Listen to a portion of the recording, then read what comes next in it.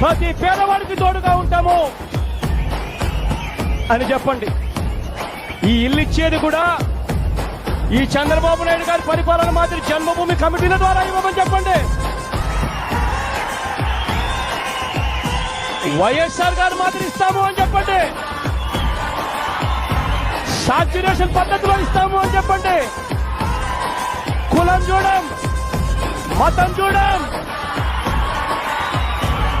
Party చూడం, రాజకీయాలు చేయం, రాజకీయాలు చూడం.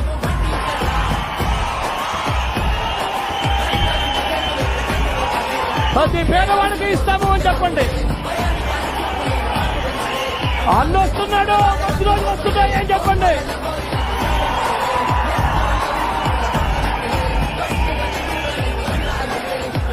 అంతేకాదు